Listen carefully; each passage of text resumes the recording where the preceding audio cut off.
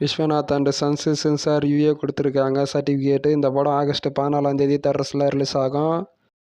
Director Shankar டைரக்ஷனில் அஜித் நடிக்க போகிறாரு. இதற்கான கம்ப்ளீட் பண்ணுறாரு. டேர் டெவில் படமும் மங்காத்தா 2 படமும் கம்ப்ளீட் பண்ணிட்ட பிறகு டைரக்டர் சங்கர் டைரக்ஷனில் அஜித் நடிக்க போகிறாரு.